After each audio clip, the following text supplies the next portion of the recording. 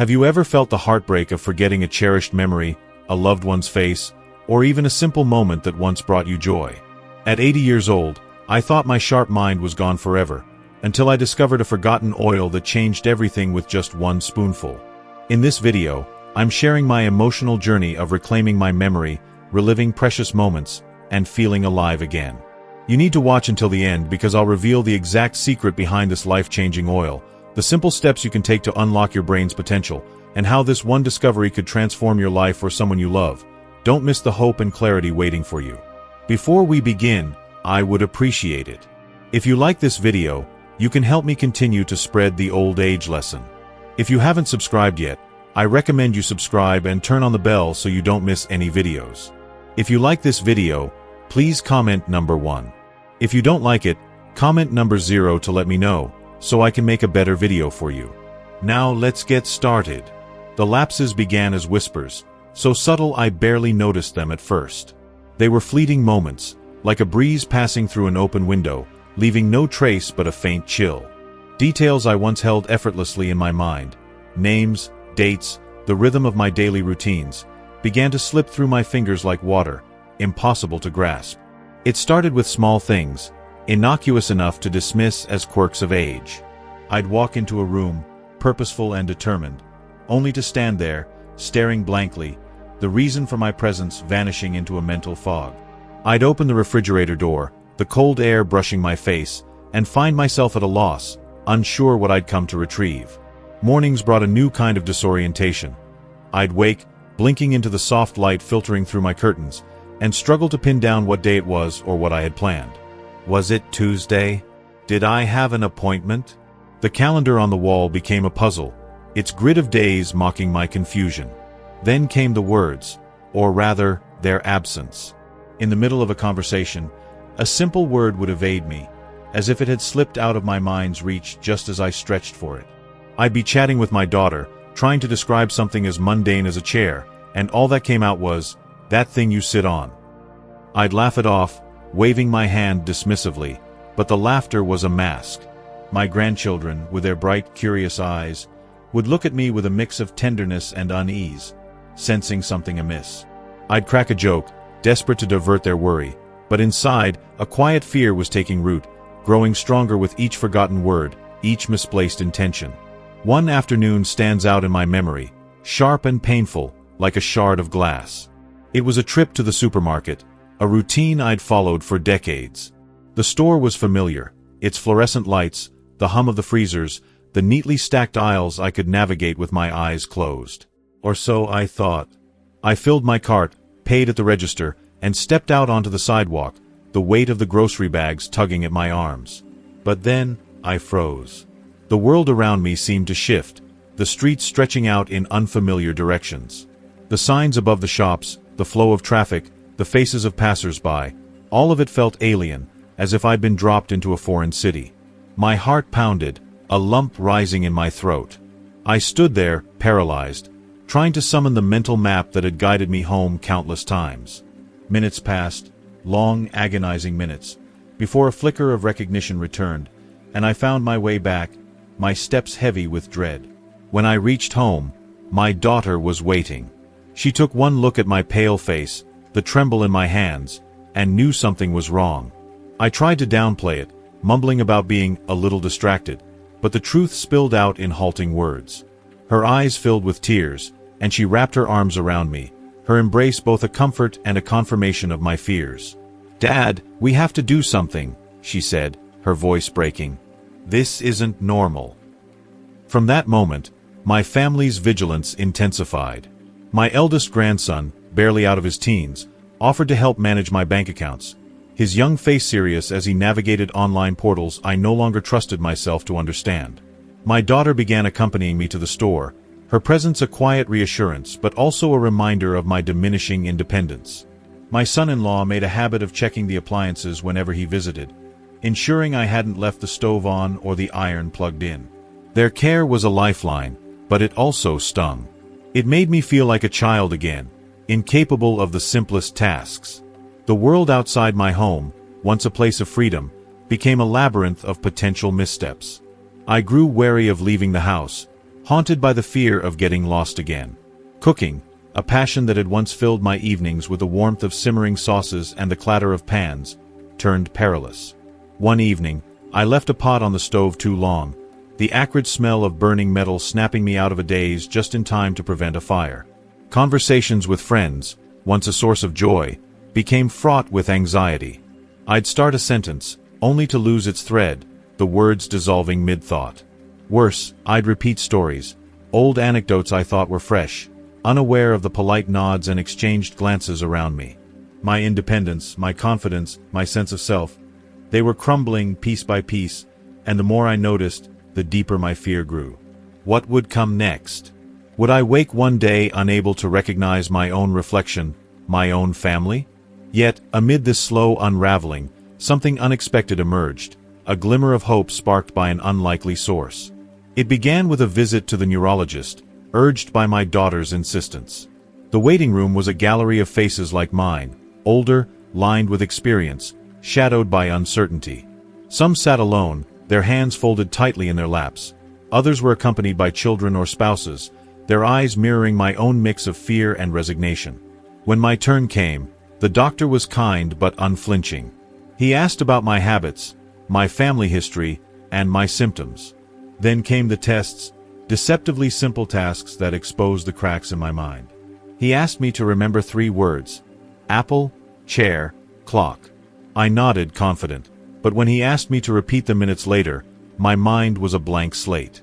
He handed me a sheet of paper and asked me to draw a clock, marking 10 minutes past 11. My hand trembled as I sketched a lopsided circle, but the numbers eluded me, their order a jumbled puzzle. He asked basic questions. What day is it? What city are we in? Who is the president? Some answers came, others didn't. The weight of each failure settled in my chest, heavy and cold. The diagnosis was mild cognitive impairment, a term that sounded benign but carried a heavy shadow. The doctor explained it was an intermediate stage, not Alzheimer's, but a warning sign, a step on a path that could lead there. He spoke of progression rates, of studies showing that many with this condition deteriorate over time. The word Alzheimer's hung in the air, a specter I couldn't shake. He prescribed medications, cholinesterase inhibitors, antioxidants, memory supplements, and advised lifestyle changes. Mental exercises, daily walks, a diet rich in fruits and vegetables. I left his office clutching a stack of pamphlets, my hands still sweaty, my mind racing with questions I was too afraid to ask. If you're still watching this video and finding these insights valuable, please comment number 1 below to let me know you're here. And if you haven't subscribed yet, I recommend you subscribe and turn on the bell so you don't miss any videos. Your support helps us continue creating good content to inform and inspire you. Now, let's move forward. For weeks, I followed his advice with the diligence of a soldier.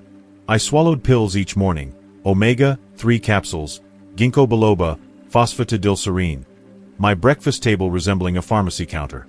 I ate blueberries by the handful, their tartness a daily ritual of hope. I grilled salmon, despite my lifelong aversion to its fishy taste, because of its vaunted omega-3 content. I tackled Sudoku puzzles and crosswords, downloaded brain training apps, and forced myself to read the newspaper, though focusing on the words felt like wading through mud. At first, these efforts gave me a sense of agency, as if I were fighting back against an invisible enemy. But the lapses persisted. I'd still forget why I'd entered a room, misplace my keys, repeat myself in conversations.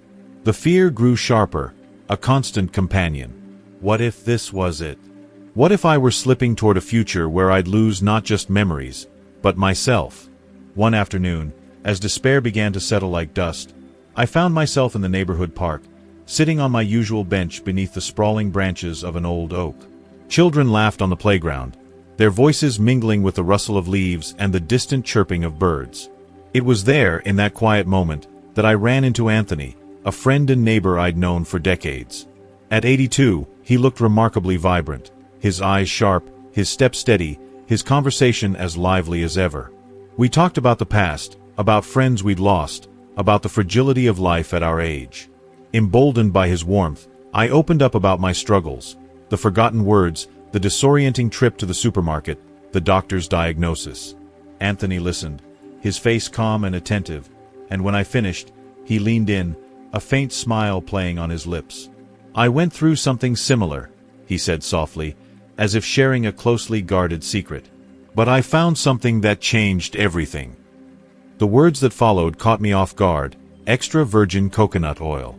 I blinked, unsure whether to laugh or press for details. Coconut oil? The stuff I'd once used to fry plantains or moisturize my hands. Could something so ordinary hold the key to my faltering mind? Sensing my skepticism, Anthony explained. He spoke of tropical cultures where coconut oil had been revered for generations, not just for cooking or cosmetics, but for its potential to nourish the brain. He mentioned medium-chain triglycerides, MCTs, fats that the body converts into ketones, an alternative energy source for a brain struggling to process glucose. He cited studies, his voice steady with conviction, claiming that MCTs could enhance mental clarity, focus, and even memory in people like us, whose minds were beginning to falter. I went home that evening, Anthony's words echoing in my mind. Could it be that simple?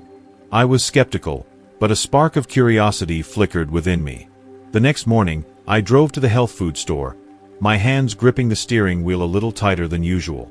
There, on a shelf lined with jars and bottles, I found it, a glass container labeled extra virgin coconut oil, cold-pressed. I read the label repeatedly, as if searching for a hidden truth in its fine print. I bought it, carried it home, and placed it on my kitchen counter, its presence both intriguing and daunting. Before diving in, I turned to my computer, determined to understand the science behind Anthony's claims. What I found was a revelation. Coconut oil's MCTs, unlike the long-chain fats in most oils, are rapidly absorbed and sent to the liver, where they're converted into ketones. These ketones can cross the blood-brain barrier, providing an alternative fuel for neurons when glucose metabolism falters, a common issue in aging brains and conditions like mild cognitive impairment or early Alzheimer's. I stumbled across a study in neurobiology of aging that explored MCT's effects on older adults with cognitive decline, finding improvements in memory and attention in some participants. Another study, published in The Lancet Neurology, discussed how ketones could bypass the brain's glucose processing deficits, offering a lifeline to struggling neurons. Armed with this knowledge, I began incorporating coconut oil into my life. Each morning, I stirred a tablespoon into my coffee, watching it melt into a glossy sheen. I spread it on toast, used it to sauté vegetables, and even mixed it into smoothies. The taste was subtle, faintly tropical, a reminder of distant shores. At first, I noticed no dramatic change, but after a few weeks, something shifted. The mental fog that had clouded my days seemed to lift, if only slightly. I found myself recalling small details, a neighbor's name, the plot of a book I'd read, that had eluded me before. Conversations flowed more easily, the words less likely to slip away. The fear that had gripped me began to loosen its hold, replaced by a cautious optimism. I'm not saying coconut oil was a miracle cure.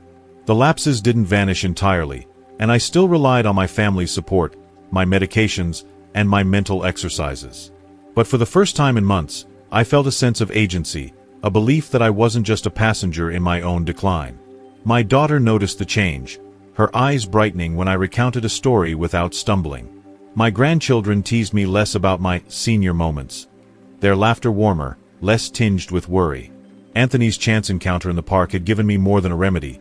It had given me hope, a reminder that even in the face of uncertainty, there are still paths to explore, still battles worth fighting. As I sit here now, sipping my coconut oil-laced coffee, I think about the journey that brought me here. The fear hasn't disappeared, and the future remains uncertain. But I'm no longer just waiting for the next lapse, the next loss. I'm living, one day at a time, with a little more clarity and a lot more courage. The spark of hope that changed my life began with a story I stumbled across about Dr. Mary Newport, a neonatologist whose personal journey with her husband's health captivated me. Dr. Newport's husband, Steve, was battling progressive Alzheimer's disease, a condition that had eroded his memory and independence. In her search for solutions, she discovered the potential of medium-chain triglycerides, MCTs, found in coconut oil to provide an alternative energy source for the brain. She began incorporating coconut oil into Steve's diet, and to her astonishment, she observed improvements in his lucidity, orientation, and even his ability to engage in daily activities. Her book, Alzheimer's Disease. What if there was a cure? Detailed this journey, blending her medical expertise with heartfelt anecdotes that resonated with thousands worldwide. Reading Dr. Newport's account felt like a lifeline. Her husband's improvements weren't a complete reversal of his condition. Alzheimer's is complex, and no single intervention is a cure, but the small, tangible gains she described were enough to ignite my curiosity. I'd been grappling with my own memory challenges, moments of fog that left me frustrated and fearful. Names slipped away mid-conversation, familiar faces felt like strangers, and simple tasks like recalling why I'd walked into a room became maddeningly elusive. Then there was Anthony, a dear friend whose memory struggles mirrored my own. I'd noticed subtle changes in him after he began experimenting with coconut oil. Brighter eyes, sharper responses, a renewed sense of presence. Combined with Dr. Newport's story and emerging studies on MCTs, I felt a flicker of possibility. The science, though not conclusive, was compelling. Research suggested that the brain, when starved of glucose due to conditions like Alzheimer's or age-related cognitive decline, could use ketones, produced from MCTs in coconut oil, as an alternative fuel source. Studies, like those published in journals such as Neurobiology of Aging, showed modest cognitive improvements in some patients with mild cognitive impairment when MCTs were introduced. Of course, the results weren't universal. Every brain, every body, is different, and what worked for one person might not work for another. But the testimonials, the science, and Anthony's transformation convinced me. If there was even a slim chance, I had to try. That very day, I stood in my kitchen, holding a bottle of extra virgin coconut oil I'd bought on a whim months earlier. The label promised, cold-pressed, organic, unrefined. Terms I'd later learn were critical to its quality. I scooped out a tablespoon, the oil glistening like liquid gold in the morning light. Its faint coconut aroma was sweet but not overpowering, and as I swallowed it, I felt a mix of skepticism and hope. Little did I know that a single spoonful marked the beginning of a transformation that would redefine how I experienced my days. The first step, a spoonful of change. I vividly remember that first morning. I woke up at 6:30 a.m., as I always did, my mind already clouded with a familiar haze of confusion. The kitchen was quiet, save for the soft hum of the refrigerator. I unscrewed the cap of the coconut oil jar, its creamy texture catching the light. I'd read that many people took it on an empty stomach to maximize absorption, so I decided to start my day with it. The taste was smoother than I'd expected, mildly nutty, with a subtle sweetness that lingered briefly. It wasn't unpleasant, but it was foreign, a reminder that I was stepping into uncharted territory. For the first week, I stuck to a simple routine: 1 tablespoon every morning before breakfast. I'd stand by the counter, take a deep breath, and swallow it, sometimes chasing it with a sip of water to ease it down. I wasn't sure what to expect or when to expect it. Would I feel different immediately? Would my memory sharpen overnight? The uncertainty was daunting, but I pressed on, driven by the stories I'd read and the quiet resolve to reclaim a piece of myself. As the days passed, I began to experiment. I learned that coconut oil could be more than a standalone spoonful.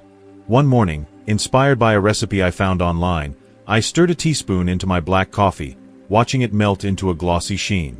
The result was a creamy, slightly tropical flavor that made my morning ritual feel indulgent rather than medicinal.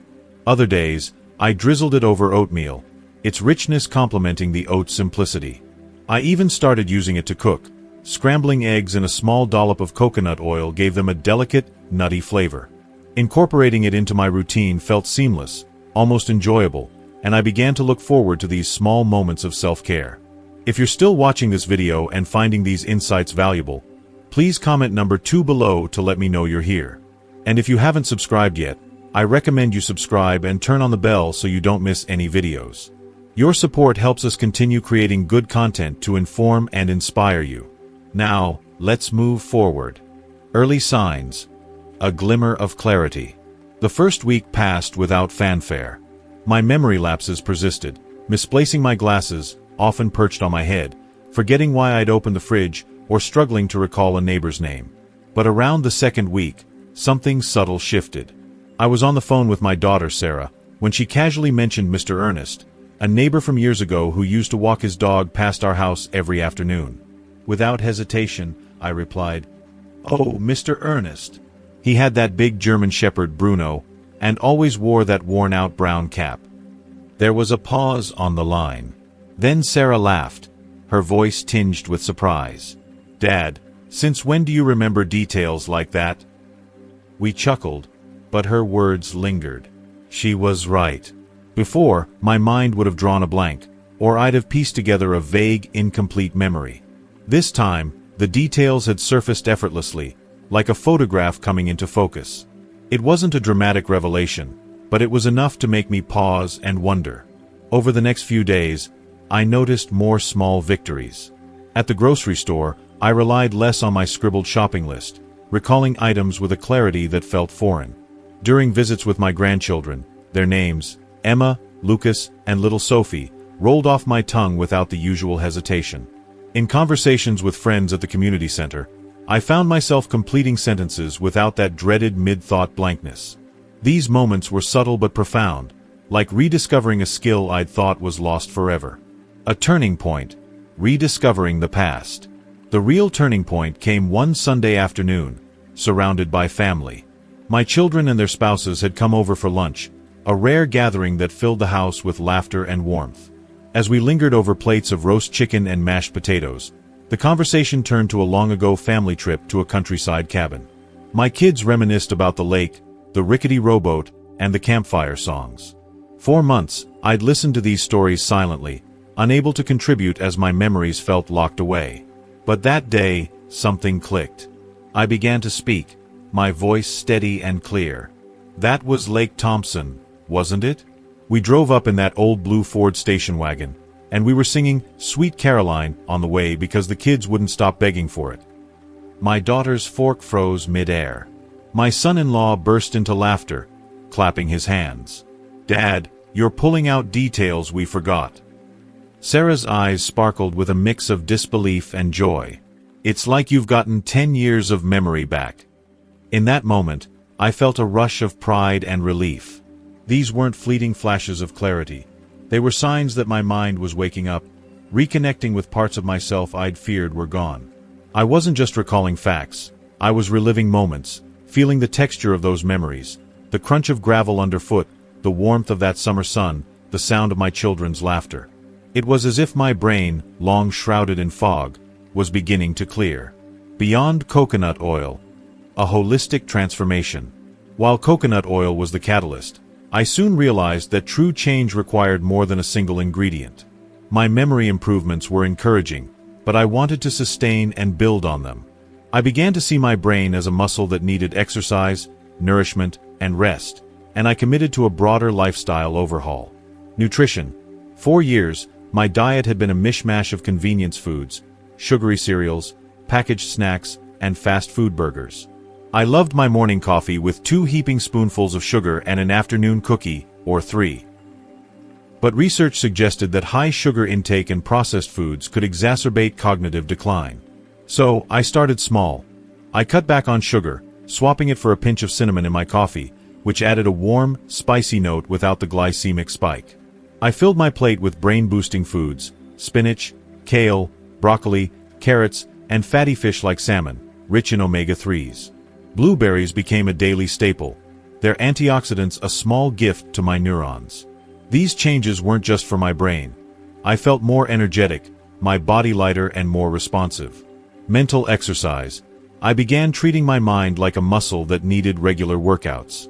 Crosswords became my morning ritual, starting with simple puzzles that frustrated me at first but grew easier with practice. I dusted off old novels, light mysteries and historical fiction, that forced me to focus and follow a storyline.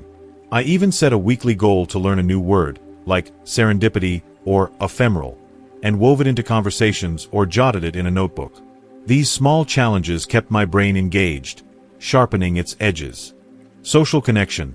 Memory struggles had made me withdraw, embarrassed by my lapses and afraid of stumbling in conversations.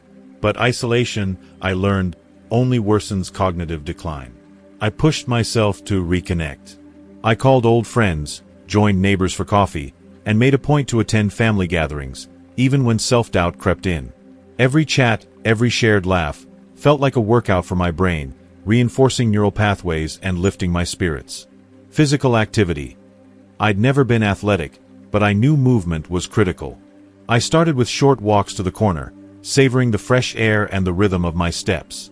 Over weeks, those walks stretched to 30 minutes, sometimes along a nearby park trail where birdsong and sunlight lifted my mood. Exercise, I learned, increases blood flow to the brain, delivering oxygen and nutrients that support cognitive health. After each walk, my mind felt clearer, as if the cobwebs had been swept away. Sleep had been a casualty of late-night TV binges and endless phone scrolling. I'd wake up groggy, my mind sluggish. So, I established a bedtime routine. No screens an hour before bed, a cup of chamomile tea, and a few pages of a book under soft lamplight. I aimed for 7 to 8 hours of sleep, going to bed and waking at consistent times. The difference was striking. My mornings felt brighter, my thoughts sharper, as if sleep was stitching my memories back together. If you're still watching this video and finding these insights valuable, please comment number 3 below to let me know you're here. And if you haven't subscribed yet, I recommend you subscribe and turn on the bell so you don't miss any videos. Your support helps us continue creating good content to inform and inspire you. Now, let's move forward. A word of caution: choosing wisely. Before you rush to try coconut oil, let me share some hard-earned wisdom. Not all coconut oils are created equal. Refined oils, often labeled as bleached or deodorized, undergo processing that strips away nutrients and may introduce harmful chemicals. I chose extra virgin, cold-pressed, organic coconut oil, which retains its MCTs, antioxidants, and lauric acid, a compound with potential antimicrobial and brain-supporting properties. Read labels carefully, and avoid oils with additives or vague descriptions. Equally important, consult your doctor. Coconut oil is a fat, high in calories, about 120 per tablespoon, and may not suit everyone. If you have high cholesterol, liver issues, or other conditions, medical guidance is essential. I met with my primary care physician before starting, sharing my plan and getting blood work to ensure it was safe. This gave me confidence to proceed without worry. Start small, half a tablespoon daily, to let your body adjust. Too much too soon can cause digestive upset, like diarrhea or nausea. I settled on 1 tablespoon daily, taken in the morning, and found it sustainable. Most importantly, coconut oil isn't a magic bullet. It's a tool, most effective when paired with a healthy lifestyle. My results came from patience, consistency, and a commitment to holistic change. Reflecting on the journey. A year ago, I lived in the shadow of fear. Fear of forgetting faces, words, and pieces of my life.